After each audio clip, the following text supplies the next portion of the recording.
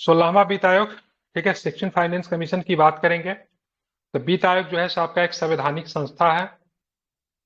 हमारे संविधान में इसके बारे में चर्चा किया गया है। अनुच्छेद की बात करेंगे तो कौन सा अनुच्छेद है? अनुच्छेद 280।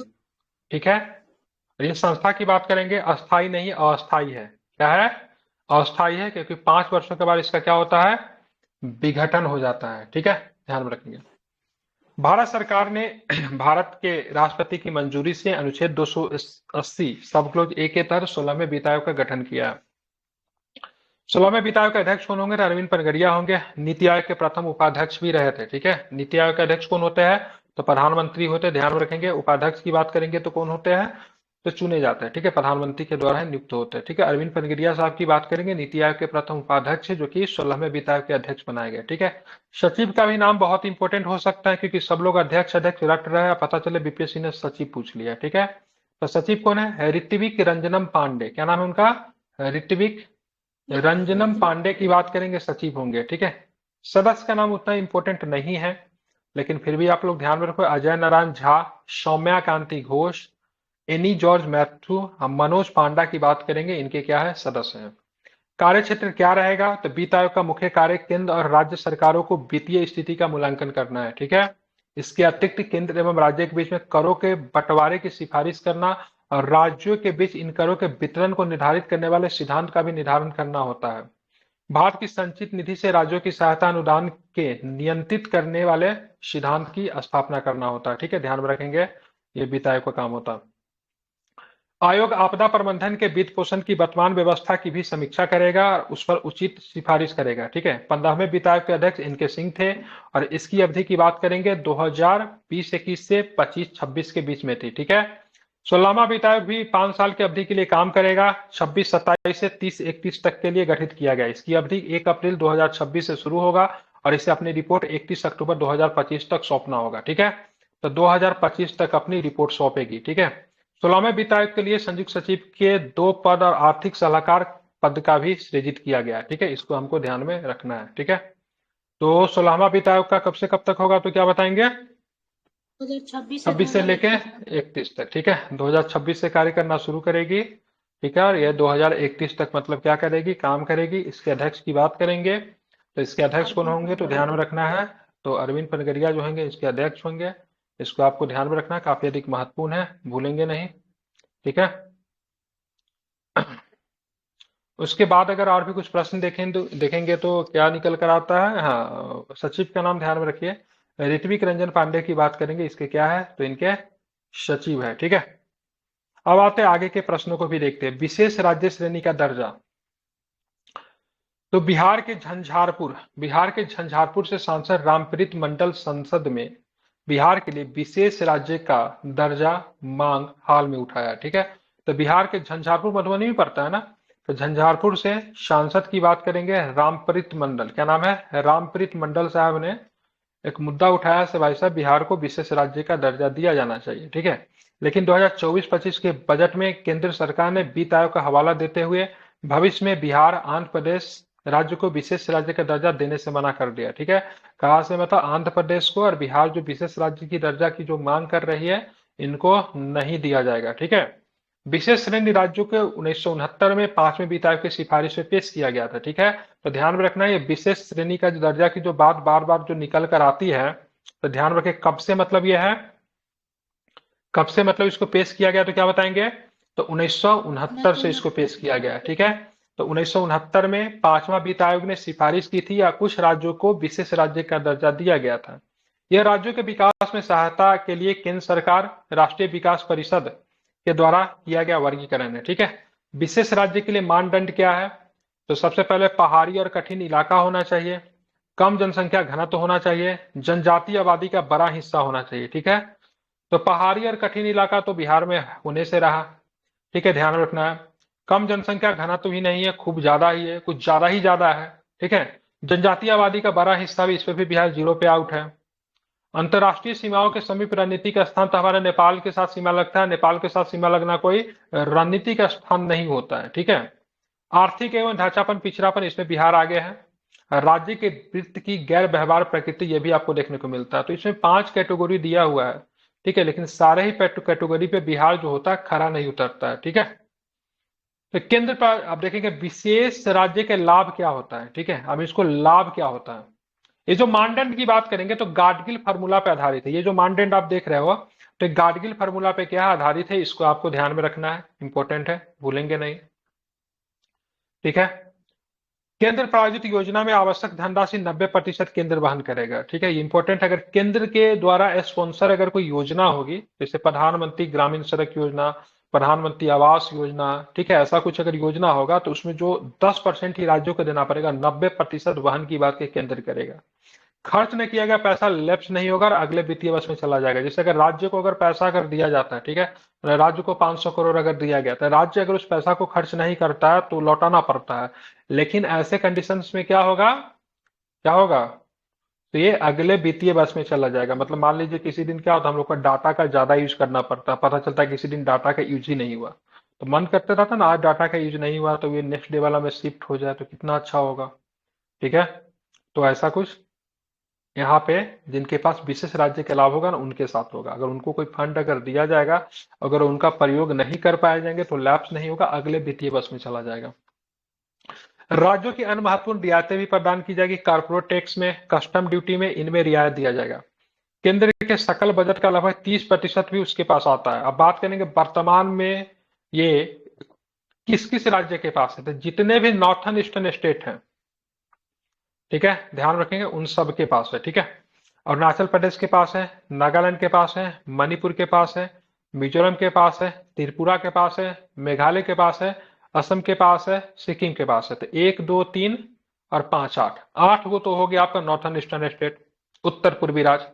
2 पहाड़ी राज्यों को काउंट कर लो, ठीक है, जिसमें है उत्तराखंड और हिमाचल प्रदेश। ठीक है, उत्तराखंड हिमाचल प्रदेश देखिए सारे ही कंडीशन को फिल करता है। बोलोगे उत्तराखंड तो पहाड़ी और कठिन इलाका है, कम जनसंख्या घनत्व है, अंतर्राष्ट्रीय सीमाओं के समीप रणनीति के साथ है, उत्तराखंड का सीमा चीन के साथ, हिमाचल की भी सीमा चीन के साथ, आर्थिक एवं ढांचागत पिछड़ापन है, राज्य के वित्त की गैर व्यवहार्य प्रकृति ये भी है, तो ये फुलफिल करता है। अब आते हैं हम लोग देखेंगे बेचारा तेलंगाना, दक्षिण भारत का एकमात्र गरीब राज्य, एकमात्र ऐसा राज्य जिसकी सीमा समुद्र से नहीं लगती है। ठीक है, तो इसको भी ये दर्जा दे दिया गया है। ठीक है, तो आपको ध्यान में रखना ये सबसे नवीनतम राज्य है जिसको दर्जा दिया गया, क्योंकि 2014 के बाद तो ये बेचारा बना ही है। ठीक है, बच्चा है अभी। ठीक है, तो ध्यान में रखना है। तो इसको याद करने का बहुत आसान तरीका है। नॉर्थन ईस्टर्न स्टेट की बात करेंगे तो ऐसे कितने राज्य हैं, 8। ठीक है, सारे के सारे नॉर्थ ईस्ट स्टेट कितने हैं, 8। 2 पहाड़ी राज्य, 2 पहाड़ी राज्य दोनों का दोनों किसके साथ सीमा बनाता है, तो चीन के साथ सीमा बनाता है।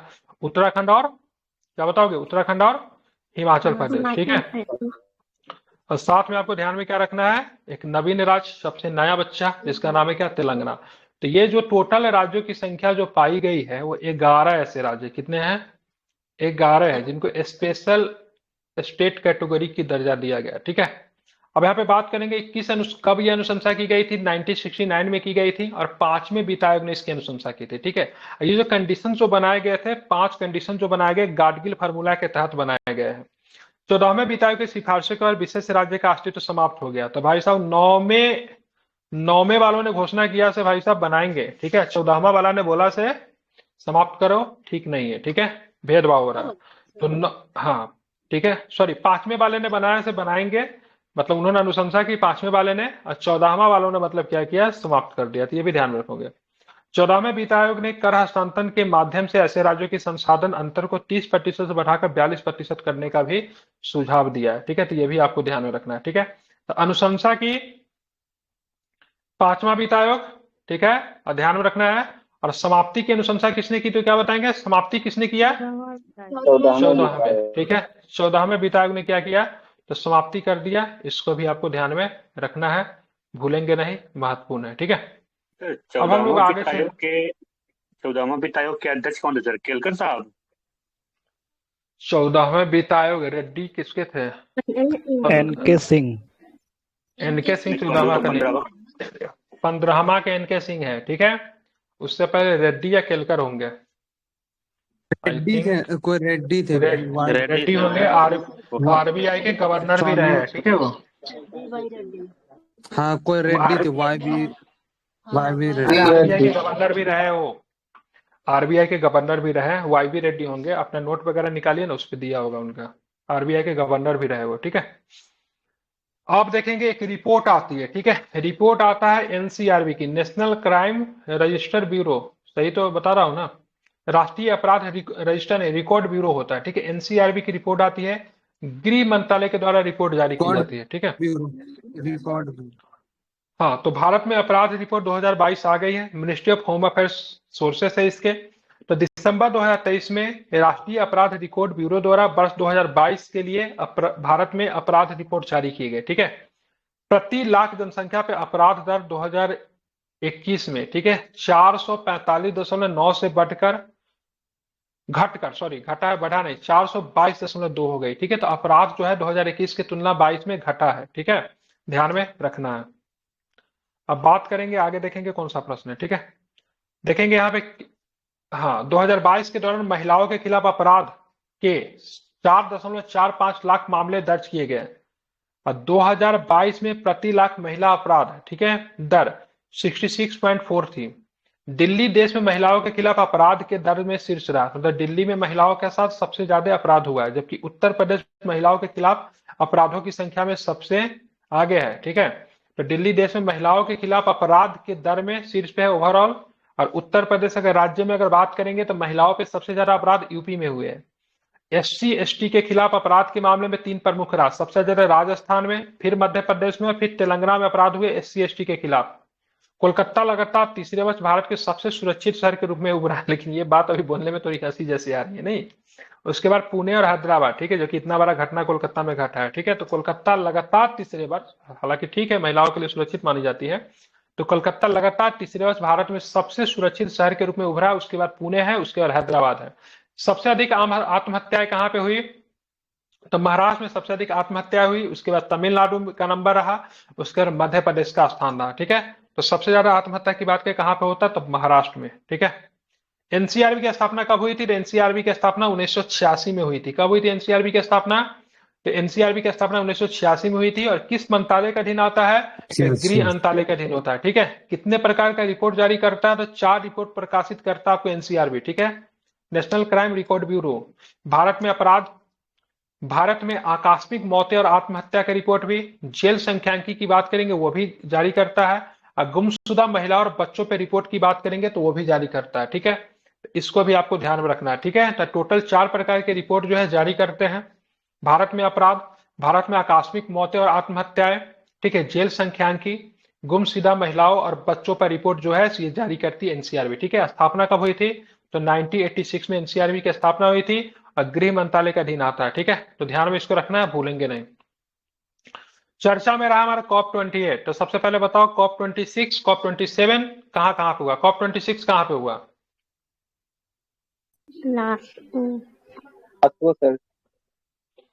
ग्लासगो में। COP 27 कहां पे हुआ,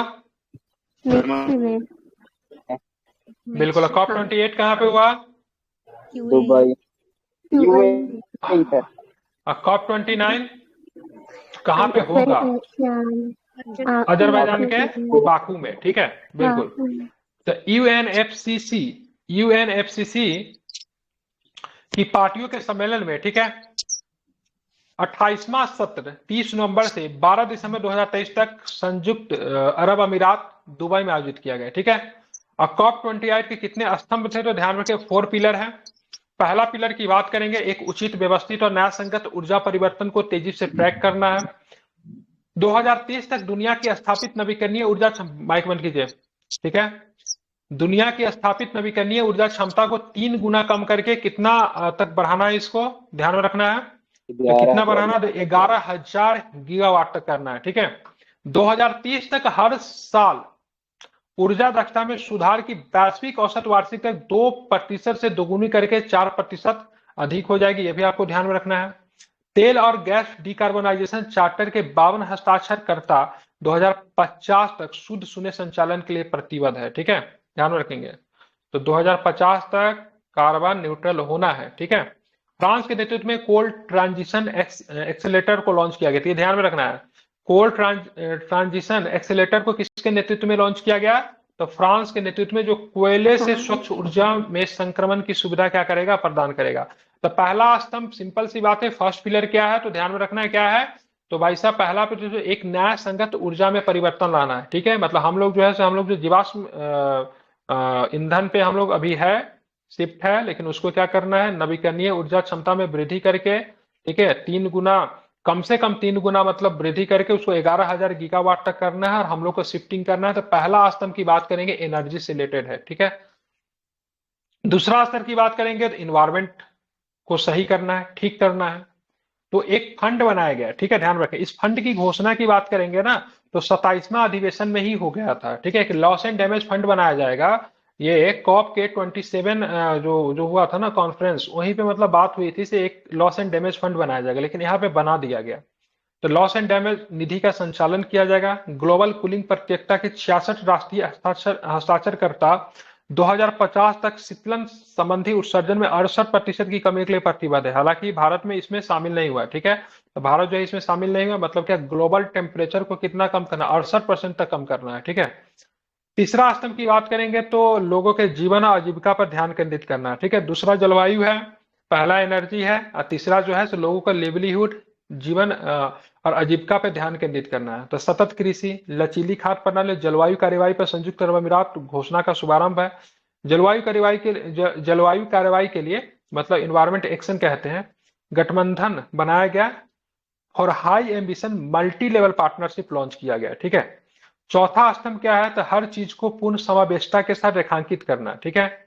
युवा जलवायु चैंपियन की नियुक्ति करना है। COP28 gender responsive just transition and climate action partnership भी लॉन्च किया है।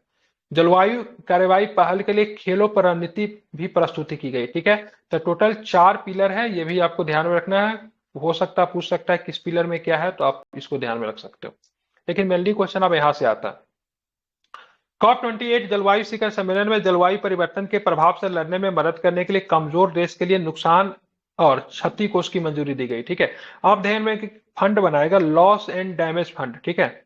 ये फंड क्यों बनाया गया, तो भाई सिंपल से ही है ना, भूटान जैसा देश, नेपाल जैसा देश, उन्हें जलवायु को खराब तो नहीं किया है। जलवायु को खराब करने वाले देश जो है बड़े देश है, यूरोपियन कंट्री है, ठीक है। चाइना ने खराब किया है, अमेरिका ने खराब किया है, ठीक है। कुछ हमारा भी योगदान है, ऐसा नहीं है। तो भाई छोटे देश इसमें क्यों फंसे, ठीक है। तो उनको भी जलवायु परिवर्तन से लड़ना है, तो उनके पास पैसे तो है नहीं। तो लॉस एंड डैमेज फंड में सब क्या करेगा, फंड करेगा, उसके बाद क्या होगा, मदद की जाएगी, ठीक है, वैसे देशों को जो कि जलवायु परिवर्तन से लड़ने में सक्षम नहीं है। आप देखिए इस कोर्स में यूएई ने $100 मिलियन दिया, ठीक है। यूएई ने कितने दिए, $100 मिलियन दिए। यूरोपीय संघ ने कितने दिए, $275 मिलियन दिए, ठीक है। यूएसए की बात करेंगे, अरे तो चीनी चोर निकला, इसने मात्र $17.5 मिलियन दिया है, ठीक है, यूएसए ने, जबकि सबसे ज्यादा फैलाया इसी ने है।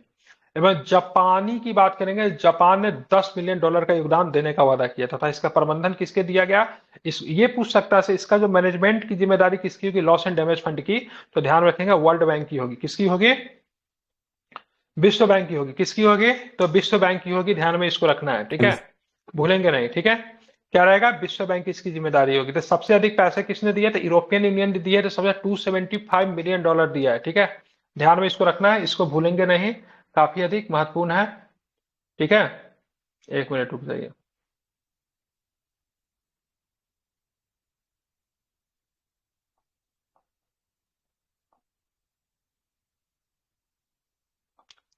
अब आगे चलेंगे तो ठीक है। तो यहाँ पे $275 मिलियन देगा यूएई, देगा 100, सॉरी यूरोपियन यूनियन देगा। $100 मिलियन की बात करेंगे तो कौन देगा, $100 मिलियन की बात करेंगे तो यूएई देगा, ठीक है। यूएसए की बात करेंगे तो $17.5 मिलियन, ये 175 तो नहीं है। एवं जापान की बात करेंगे $10 मिलियन देगा, ठीक है। इसका प्रबंधन कौन करेगा, तो इसका प्रबंधन ध्यान रखना है कौन करेगा, वर्ल्ड बैंक करेगा, ठीक है। COP28 के दौरान प्रधानमंत्री नरेंद्र मोदी ने अपने संबोधन में COP33 शिखर सम्मेलन का आयोजन भारत में करने का प्रस्ताव दिया, ठीक है। तो भारत में आज से ठीक 5 वर्ष के बाद, मतलब उस समय से 5 वर्ष के बाद COP33 का आयोजन भारत में हो सकता है, ऐसा मानना मोदी जी का है, ठीक है। पीएम नरेंद्र मोदी ने दुबई में COP28 world climate action summit में स्वीडन के पीएम, इनका नाम क्या था, उल्फ, क्या नाम है इसका, उल्फ क्रिस्टरसन, मोजाम्बिक के राष्ट्रपति फिलिप जैसिंटो न्यूसी और यूरोपीय परिषद के अध्यक्ष चार्ल्स मिशेल के साथ ग्रीन क्रेडिट प्रोग्राम का वेब पोर्टल को लॉन्च किया, ठीक है। मोदी जी सबसे बात कैसे करते होंगे, चिंता का विषय भी ये भी है, ठीक है। तो इसको आपको ध्यान में रखना है, काफी अधिक इंपॉर्टेंट है, भूलेंगे नहीं। ठीक है, तो लॉस एंड डैमेज फंड बनाया गया। ठीक है, अब आते हैं पीएम जनमन योजना। तो पीएम जनमन योजना की बात करेंगे तो ध्यान रखेंगे कि किस समुदाय से है, तो आदिवासी के लिए है, वल्नरेबल ग्रुप के लिए है। ठीक है, इसको पीवीटीजी समूह कहते हैं। ठीक है, मुख्यतः आप देखोगे तो इसमें 75 जनजाति समुदाय को शामिल किया गया। कितने जनजाति समुदाय है? 75। कितने राज्यों में लागू किया गया? तो 18 राज्यों में लागू किया गया। ठीक है, इससे प्रश्न आने की पूरी संभावना है। प्रधानमंत्री जनजाति आदिवासी न्याय महाअभियान 15 नवंबर 2023 को जनजाति गौरव दिवस के अवसर पर शुरू किया है। ठीक है, यह 15 नवंबर का तारीख काफी महत्वपूर्ण है। क्यों महत्वपूर्ण है? महत्वपूर्ण होने का सिंपल है, ध्यान में रखेंगे, क्योंकि इसी दिन मतलब बिरसा मुंडा जी का जन्म तिथि है। ठीक है, ध्यान में रखेंगे, भूलेंगे नहीं। ठीक है, तो बिरसा मुंडा जी का जन्म तिथि जो है यही दिन है, इसको आपको ध्यान में रखना, भूलना नहीं है। ठीक है, ये योजना 9 मंत्रालय, ठीक है, ध्यान रखिए, इस योजना में कितने मंत्रालय इन्वॉल्व है? 9 मंत्रालयों के माध्यम से 11 महत्वपूर्ण कार्यों पर ध्यान केंद्रित किया गया। ठीक है, मंत्रालय 9 है, 11 महत्वपूर्ण कार्य हैं। अवधि की बात करेंगे तो 23 से लेके 24 से लेके 25-26 तक रहेगा। 24,104 करोड़ रुपए को ध्यान में रखना है, इसमें से वो फंड किया गया है। क्या होता है? विशेष रूप से कमजोर जनजाति समूहों की सामाजिक आर्थिक स्थिति में क्या करना है? सुधार करना है। ठीक है, क्या क्या होगा? इसमें राज्य नहीं दिया, देखिए इसमें 75 आदिवासी समुदाय को शामिल किया गया, 18 राज्यों में प्रोग्राम चलेगा, ये भी ध्यान में रखना है। ठीक है, पक्के मकानों का प्रावधान किया जाएगा, पाइप से जलापूर्ति मिलेगी, संपर्क सड़कें इनको मिलेगा, ध्यान में रखना है। छात्रावासों का निर्माण, व्यावसायिक शिक्षा एवं कौशल को बढ़ावा दिया जाएगा। 0.3 किलोवाट ऑफ ग्रिड प्रणाली का भी प्रावधान होगा। मोबाइल टावरों की स्थापना की जाएगी, बहुउद्देशीय केंद्रों का निर्माण किया जाएगा, दवा के साथ मोबाइल मेडिकल इकाई भी स्थापित की जाएगी। तो आदिवासी क्षेत्रों में इन सारे चीजों की मतलब क्या की जाएगी? सुविधा प्रदान की जाएगी, ये भी आपको ध्यान में रखना है, काफी अधिक महत्वपूर्ण है, भूलेंगे तो नहीं आप लोग। ठीक है, कितने मंत्रालय इसमें शामिल है? 9 मंत्रालय इसमें शामिल है, 11 महत्वपूर्ण कार्यों को शामिल किया गया, 18 राज्यों में प्रोग्राम चलेगा, 75 जनजाति समूह को इसमें शामिल किया गया। योजना का नाम क्या है? पीएम जनमन। ठीक है, ध्यान में रखना है। ठीक है, अब आते हैं वन संरक्षण। ठीक है, इसमें ध्यान रखिएगा, पीबीटीजी समुदाय, कितने पीबीटीजी समुदाय क्या बताएंगे? तो 18। कितने? 18। ठीक है, सॉरी 75, 18 तो राज्य है ना। हाँ, अब आते हैं वन संरक्षण संशोधन अधिनियम 2023। तो ध्यान में रखना, वन संरक्षण संशोधन अधिनियम 2023 लाया गया। ठीक है, वनों का संरक्षण करना हमारा क्या है? कर्तव्य है, हमारा ड्यूटी है, हमारा अधिकार है, या फिर कुछ भी नहीं है? क्या है? मूल कर्तव्य है सर। मूल कर्तव्य है। ठीक है, लेकिन आप मूल कर्तव्य को अगर नहीं मानोगे तो सजा देने का प्रावधान है क्या? नहीं है। लेकिन फिर उसी मूल कर्तव्य को आधार बना के जब संसद जब अधिनियम जब ला दे, फिर आप नहीं मानोगे तो फिर आप जेल जाओगे। ठीक है, ध्यान में रखना है। ठीक है, तो वन संरक्षण संशोधन अधिनियम 2023 लाया गया। ठीक है, संशोधन किया गया। वन संरक्षण अधिनियम पहले आया था, कब आया था? 1986 में। इसमें लिखा हुआ 1996 लिया हुआ है। सॉरी, पर्यावरण 86 है, वन संरक्षण आई थिंक 1980 है ना। पर्यावरण 1986, एक बार आप लोग चेक कर लेना। ठीक है, पर्यावरण 86 है और सर वन संरक्षण आई थिंक 1980 में, उसी में संशोधन किया गया है। ठीक है जी सर, 80 है सर। हाँ, संशोधन किया गया 1980 वाला में। ठीक है, 12 दिसंबर 1996 को या उससे पहले वन उपयोग से गैर वन में परिवर्तित भूमि पर लागू नहीं है। ठीक है, तो 12 दिसंबर 1996 या उससे पहले वन उपयोग से गैर वन में परिवर्तित भूमि पर लागू नहीं होगी।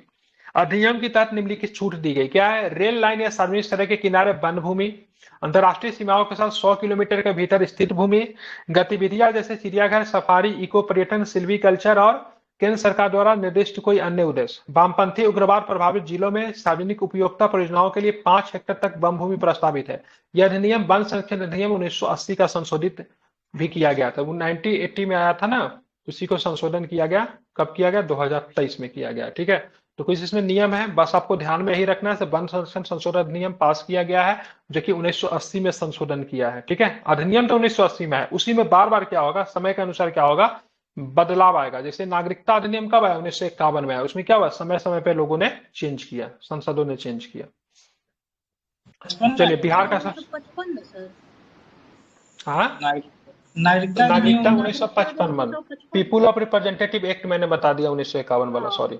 ठीक है, जनप्रतिनिधि कानून जो था 1951 का। ठीक है, भारत में जाति आधारित जनगणना हुई है। ठीक है, ऑफिशियल सर्वे डॉक्यूमेंट का न्यूज है। बिहार सरकार ने 2 अक्टूबर 2023 को जाति आधारित गणना रिपोर्ट जारी किया। इसके अनुसार बिहार की जनसंख्या कितनी है? तो 13.07 करोड़ जो है से बिहार की क्या है? जनसंख्या है। ठीक है, सर्वेक्षण के अनुसार अगर बात करेंगे तो ध्यान रखें, बिहार में सर्वाधिक आबादी की बात यादव का है, दूसरे नंबर पे रविदास, तीसरे नंबर पे कोयरी, चौथा नंबर पे ब्राह्मण, पांचवा नंबर पे राजपूत। क्या हम लोग पढ़ रहे हैं? ठीक है, ध्यान में रखना, हटाइए इसको। ठीक है, देख लीजिएगा इसको। बात कास्ट समुदाय की जनसंख्या बहुत, ये कास्ट समुदाय जो है ना तीनों वेद में नहीं आते हैं। ठीक है, तीनों वेद में नहीं आते। ठीक है, तीनों वेद बोले, ऋग्वेद में जो है ना कितने प्रकार के, क्या बोलते हैं उसको, क्षत्रिय, ब्राह्मण, शूद्र, वैश्य, 4 जो है ना समूह, उसमें नहीं आते, कास्ट अलग से है। ठीक है, ये 4 वर्ण जो है ना उसमें नहीं आते। सर्वेक्षण के अनुसार अत्यंत पिछड़ा वर्ग ईबीसी 36.01% है। ठीक है, अगर ईबीसी की जनसंख्या का पूछा जाए, इसको बोलते क्या बोलते हैं? अत्यंत पिछड़ा वर्ग, एक्सट्रीमली बैकवर्ड क्लासेस। ठीक है, उनकी जनसंख्या 36.01% है। पिछड़ा वर्ग इसको बोलते हैं ओबीसी, अदर बैकवर्ड क्लास। ठीक है, उनकी जनसंख्या 27.12% है। अनुसूचित जाति शेड्यूल कास्ट, जिनकी जनसंख्या 19.65% है। अनुसूचित जनजाति जिसको हम लोग बोलते हैं शेड्यूल ट्राइब, इनकी जनसंख्या 1.68% है। ठीक है, और सामान्य वर्ग की जनसंख्या की बात करेंगे तो 15.52% की बात करेंगे सामान्य वर्ग की जनसंख्या। बिहार सरकार ने कहा कि यह पूर्ण पैमाने पर जनगणना नहीं है बल्कि एक सामाजिक सर्वेक्षण है। अनुच्छेद 246 के तहत जनगणना की बात करेंगे, केंद्र का विषय है, इसलिए जनगणना राज्य सरकार करवा ही नहीं सकती। इन्होंने बोला बस मैंने हमने सामाजिक स्तर पर एक सर्वेक्षण किया, इन्होंने जनगणना वगैरह का नाम नहीं दिया। ठीक है, क्योंकि जनगणना कराने की जिम्मेदारी गृह मंत्रालय की होती है, जो कि केंद्र सरकार के अधीन काम करती है। ठीक है, आर्टिकल 246 में जनगणना कराने का प्रावधान है, 10 वर्ष में जनगणना होती है, लेकिन लास्ट बार 2011 में हुई थी, 15 साल पूरने वाला अभी तक नहीं हुआ। आखिरी बार, ठीक है, एसईसी के रूप में जातिगत जनगणना की बात करें 1931 में आयोजित की गई। ठीक है, तो 1931 में जातिगत जनगणना आयोजित की गई थी। ठीक है, 2011 में सामाजिक आर्थिक जाति जनगणना हुई थी, लेकिन इसके आंकड़े नहीं प्रदर्शित किए गए। ठीक है, तो जनगणना तो इस साल भी हुई थी, 2011 में भी हुई थी, लेकिन उसके आंकड़े जो है सो नहीं प्रकाशित किए गए थे। ठीक है, दूसरा पिछड़ा वर्ग आयोग। ठीक है, पहला की बात करेंगे तो ध्यान में रखेंगे, तो दूसरा पिछड़ा, पहला जो था, पहला पिछड़ा वर्ग आयोग के ध्यान में रखना है, उसके अध्यक्ष कौन थे? पहला पिछड़ा वर्ग आयोग काका कालेलकर। बहुत सुंदर, फजल अली वाला इनका जवाब था ना, इसको बोलते हैं अंधेरा में तीर लगाना, और तीर जो होता है ना खुद ही आके। फजल अली कितना बार बाहर राज्य पुनर्गठन आयोग से, ये बेतुका आंसर अंतिम समय में जब एग्जाम का जब 1 महीना बचा हुआ तो आना ही नहीं चाहिए। ठीक है, काका का लेकर कितना भी पढ़ लो लेकिन आंसर उल्टा ही आएगा। ठीक है, अब दूसरा की बात करेंगे मंडल आयोग। ठीक है, पहला जो थे काका कालेकर थे, दूसरा मंडल आयोग। बिंदेश्वरी प्रसाद मंडल इनका पूरा नाम था। बिहार के मुख्यमंत्री भी रहे थे, माइक बंद कीजिए। बिंदेश्वरी प्रसाद मंडल की बात करेंगे तो बिहार के मुख्यमंत्री भी रहे थे। ठीक है, उन्होंने 1979 में गठित की गई थी रिपोर्ट, 1980 में इन्होंने समिति 1979 बनी, 1980 में इन्होंने अपनी रिपोर्ट दिया, लेकिन इसके रिपोर्ट को तत्कालीन सरकार ने लागू नहीं किया। ठीक है, लेकिन बाद में आती है सरकार, विश्वनाथ प्रताप सिंह की सरकार आती है, और इस सरकार में जो उप प्रधानमंत्री होते हैं उनका नाम था, हरियाणा के ताऊ का नाम क्या था भाई, मैं भूल गया उसका नाम, बहुत दिग्गज नेता थे, हरियाणा के थे वो नेता, देवीलाल। ठीक है, देवीलाल जो थे हरियाणा के बहुत दिग्गज नेता, 2-3 बार के मुख्यमंत्री रहे, वो प्रधानमंत्री थे। विश्वनाथ प्रताप सिंह उनके बीच में विवाद होता है, उन्होंने अपना समर्थन वापस लिया सरकार की, नहीं देवीलाल नाम था, देवीलाल उनका नाम था। ठीक है, ध्यान रखें, उन्होंने अपना समर्थन वापस लेने की बात कही थी। विश्वनाथ प्रताप सिंह की जो सरकार जो थी वो डर जाती है, और उन्होंने बोला से भाई साहब, अब मंडल कमीशन के रिपोर्ट को हम जब लागू करेंगे तो हमको ओबीसी का वोट मिलेगा। ठीक है, 1990 में उन्होंने, ध्यान में रखेंगे, मंडल कमीशन की रिपोर्ट जो थी, जो कि 1980 में प्रस्तुत की गई थी, तत्कालीन सरकार ने डेट टाइम लागू नहीं किया, इन्होंने लागू कर दिया। ठीक है, उस समय ओबीसी की आबादी ध्यान में था 52% के आसपास था। ठीक है, इन्होंने बोला से 27% ओबीसी को केंद्र के नौकरियों में आरक्षण दी जाएगी। ठीक है, तो केंद्र की नौकरी में ओबीसी को अभी भी 27% आरक्षण है, ये मंडल कमीशन के अनुशंसा से इसको लागू किया गया। ठीक है, बहुत विवाद हुआ, बहुत सारे छात्रों ने आग लगा लिया, दिल्ली विश्वविद्यालय, जेएनयू वगैरह उस समय विद्रोह का मतलब सेंटर बन गया था। काफी छात्र जो थे राज्य में क्या थे, सुसाइड कर रहे थे। ठीक है, ध्यान में रखना है। तो काफी अधिक चीजें थी, ध्यान में इसको रखना है। तो वो उसी चल रही थी। ठीक है, लेकिन फिर भी इसके लागू किया गया। इसी के आधार मानते हुए बिहार सरकार ने सरकारी नौकरी और शिक्षा संस्थान में 65% आरक्षण आरक्षित किया था, जो पहले 50% था। लेकिन पटना उच्च न्यायालय 20 जून 2024 को इसको रद्द कर दिया और 29 जुलाई को सर्वोच्च न्यायालय ने इस निर्णय पर रोक नहीं लगाया। ठीक है, मतलब पटना हाई कोर्ट में फैसला पहले तो उन्होंने रद्द किया, उसके बाद सुप्रीम कोर्ट ने भी बोला भाई साहब ठीक ही किए हो। ठीक है, तो इसको आपको ध्यान में रखना, इंपॉर्टेंट है, भूलेंगे नहीं। ठीक है, तो काका कालेकर जो थी, कब बनी थी काका कालेकर? साल याद है कि काका कालेकर? 55 मंडल मंडल आयोग कब बना था, अभी जस्ट बताया ना। 1979 में सर। हाँ ठीक है, और 1979 में रिपोर्ट कब दिया था? 1990 में 1990 में। काका कालेकर 1955 नहीं होगा, आई थिंक 1953 होगा। ठीक है, क्या रिपोर्ट दिया था? अरे गट, हाँ 1980 में रिपोर्ट दिया था, लेकिन इसके अनुशंसा को लागू किया गया था 1990 में। ठीक है, विश्वनाथ प्रताप सिंह, विश्वनाथ प्रताप, बीपी मंडल, हाँ विश्वनाथ प्रताप सिंह और इधर बीपी मंडल। ठीक है, तो वहां पे एक मंडल कमंडल की राजनीति खूब चली थी। ठीक है, मंडल वर्सेस कमंडल। ठीक है, खूब शुरू हो गया था। ठीक है, और काका कालेकर जो थी ना 1953 में बनी थी, हालांकि इसने अपना रिपोर्ट 1955 में दिया था। ठीक है, ध्यान में, बिहार में और भी एक ओबीसी आरक्षण से संबंधित है जिसका नाम है मुंगेरी लाल कमीशन। ठीक है, मुंगेरी लाल आयोग, ये मुंगेरी लाल आयोग जो थे कर्पूरी ठाकुर के समय में। ठीक है, ठीक है, इसको भी आप ध्यान में रखोगे। चलिए आगे चलते हैं। नारी शक्ति बंधन अधिनियम 2023 पास हो गया। महिलाओं के जनहित में इस रिपोर्ट को, सॉरी इस अधिनियम को लाया गया। महिलाओं को सशक्त करता है, वुमेन एम्पावरमेंट का सबसे प्रमुख एग्जाम्पल है। ठीक है, क्या है इसमें? तो यह 106वां संवैधानिक संशोधन है, यही सबसे महत्वपूर्ण चीज है। ठीक है, सबसे महत्वपूर्ण चीज जो है ये है, 106वां नंबर का संविधान संशोधन है। ठीक है, अगर पूछेगा से संविधान संशोधन और बिल कितने नंबर का है, तो भाई साहब जो भी बिल सदन में आता है वो सब कानून बन नहीं पाता है, कुछ रिजेक्ट हो जाता है। ठीक है, तो बिल की बात करेंगे तो 128वां तो बिल था जो कि सदन में लाया गया, लेकिन संवैधानिक तौर पर जब इसमें संशोधन करके इसको कानून को रूप दिया गया तो वो 106वां संवैधानिक संशोधन बना। ठीक है, बिल जो था 128 नंबर का। क्या है तो ये लोकसभा राज्यसभा में, लोकसभा राज्यसभा में और दिल्ली विधानसभा में महिलाओं के लिए 33% आरक्षण अनिवार्य करता है। लोकसभा में भी, राज्यसभा में भी, सॉरी राज्य विधानसभा नॉट राज्यसभा, राज्य विधानसभा, दिल्ली विधानसभा में 33% आरक्षण अनिवार्य करता। मतलब अगर मान लीजिए वहां पे टोटल 100 सीटें हैं, सपोज है, तो वहां पे 33 महिलाएं लॉ मेकर्स होनी चाहिए। ठीक है, ये मौजूदा एससी और एसटी आरक्षण के भीतर महिलाओं के लिए 1/3 सीटें भी आरक्षित करता है। ठीक है, अब मान लीजिए देखो, जैसे कि इसे मानेंगे, चलिए ठीक है, मैंने ये बोल दिया से चलो 33% आरक्षण। जैसे मान लीजिए किसे लोकसभा में अगर बात करेंगे तो 84 और कितने सीटें, 47 सीटें ना, एसटी के लिए 47 और एससी के लिए 84। एम आई राइट? सही बता रहा हूं ना? एसटी के लिए 47 और एससी के लिए 84 सीटें हैं। ठीक है कि नहीं है?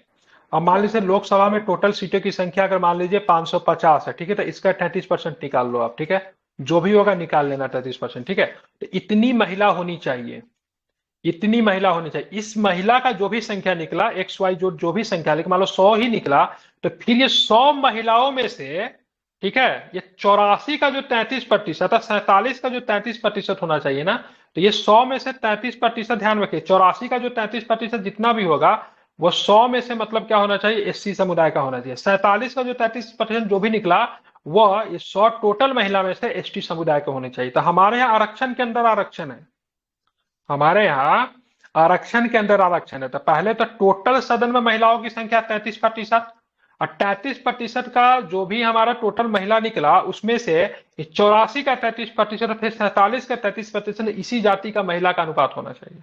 ठीक है, ये राज्य पंचायती चुनाव जो होता है, पंचायती राज का चुनाव जो होता है राज्यों में, जो कि हमारा तीसरा स्तर की सरकारें चलती है, क्या बोलते हैं उसको, विकेंद्रीकरण का एग्जाम्पल, वहां पे ये चीज लागू नहीं होगी। ठीक है, विधानसभा में, लोकसभा में और दिल्ली विधानसभा में। ठीक है, सीटें की बात करें, चक्रानुक्रम आधार पर आरक्षित की जाएगी।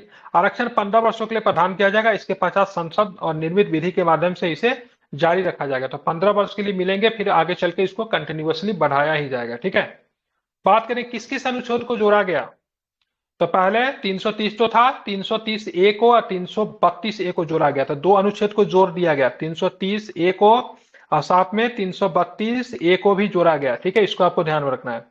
अनुच्छेद 170(3) अब 82 में संशोधन किया जाएगा। अनुच्छेद 170(3) में संशोधन करने की क्यों आवश्यकता पड़ी? क्योंकि ये विधानसभा से संबंधित है। किससे संबंधित है? विधानसभा से संबंधित है। 82 में संशोधन करने की क्यों आवश्यकता पड़ी? संसद से संबंधित है। ठीक है, लोकसभा से। ठीक है, और एक इसमें और भी छोड़ दिया, मैं बता देता हूं। दिल्ली वाला का क्या था? 239 आई थिंक डबल ए है, एक बार इसको चेक कर लेना आप लोग। ठीक है, इसमें छोड़ा हुआ है दिल्ली वाला में कौन है? 239 डबल ए करके है, ये भी आई थिंक इसमें भी संशोधन होगा, दिल्ली वाला में भी संशोधन होगा। ठीक है, लोकसभा में सिर्फ 2 AIMIM सांसदों ने इसका विरोध किया। ठीक है, मतलब समझ रहे हैं ना कितना कटकाजी ग्रुप का ये लोग है। ठीक है, मतलब सब पक्ष में रहा। ठीक है, लेकिन इसने ओवैसी का पार्टी का 2 होगा कोई खुरपाती, उसने मतलब इसका विरोध किया। ठीक है, 454 सांसदों ने इसका समर्थन किया, राज्यसभा में सर्वसम्मति से पास किया। ठीक है, बिल्कुल, राज्यसभा में सर्वसम्मति 454 सांसदों ने मतलब क्या किया? इसका समर्थन किया। समझ रहा है? लेकिन फिर भी में से ये 2 गधा कौन है? हालांकि पार्लियामेंट्री को नहीं बोला जाता, लेकिन फ्री ऑफ एक्सप्रेशन हम लोग बोल सकते, कोई दिक्कत नहीं है। इसने इसका विरोध किया है। ठीक है, समझ रहे हैं ना? तो समर्थन याद रखें, 454 ने इसका क्या किया? समर्थन किया। इसको आपको ध्यान में रखना है। ठीक है, चलिए तो अनुच्छेद, हाँ सर वो ये वाला पॉइंट थोड़ा सा समझा दीजिए। तो सीट चक्रानुक्रम आधार पर आरक्षित की जाएगी, मतलब नहीं समझ रहा। और मतलब किसी ने 15 वर्षों के लिए जो दिया जाएगा ना, वो है। ठीक है, अब मतलब मान लीजिए कोई एक ही सीट नहीं आरक्षित रहेगा। अब जब मुजफ्फरपुर लोकसभा को बोले तो चलो ये सीट महिला रहेगा। ठीक है, तो जीवन भर 15 वर्ष के बाद फिर महिला, फिर महिला, फिर महिला नहीं रहेगा। अब मान लीजिए बिहार से 7 गो सीट को बोल दिया। बिहार से कितना सीट है? 40 गो सीट है। 40 का 33% निकालो, कितना होगा? अप्रोक्स 12 गो सीट आया। तो ये 12 को कोई ना कोई लोकसभा का सीट तो आप आरक्षित करोगे, करोगे कि नहीं करोगे? 40 में से 12 सीट को करोगे, तो कोई जरूरी सो ना, ऐसे मुजफ्फरपुर सीट को अगर आरक्षित कर दिए एक बार महिला के लिए, तो हमेशा मुजफ्फरपुर लाइफ टाइम के लिए महिला के लिए रहेगा। 15 वर्ष के लिए मुजफ्फरपुर रहा, फिर अगला आएगा तो मुजफ्फरपुर सीट को फिर जनरल सीट घोषित करेंगे, फिर सीतामढ़ी सीट को रिजर्व कर देंगे, फिर सीतामढ़ी सीट के बाद फिर कोशिश करेंगे हाजीपुर सीट को रिजर्व कर दे, फिर मतलब पटना सदर को कर दे। इस प्रकार से मतलब बदलते रहेगी, मतलब सर्कुलेट होते रहेगा। ऐसा नहीं कि एक बार वो हो गया तो हमेशा के लिए रहेगा। ठीक है ना, समझे? इसको है, इसीलिए इसको हमेशा बदल बदल के करेंगे। ठीक है, आप जो है G20 घोषणा वगैरह पढ़ना है तो ठीक है, हम लोग क्लास को ऑन फिर से करेंगे 10 बजे के आसपास करते हैं। ठीक है, 9:30 से करते हैं, 10 ज्यादा हो जाएगा। 9:30 से क्या करेंगे? 11 बजे तक कर लेंगे, अब फिर रात में थोड़ा सा रेस्ट ले लेंगे। ठीक है, तो हम लोग रात में थोड़ा सा एक बार इसको और भी कुछ क्वेश्चन को इसमें से करेंगे। तो सभी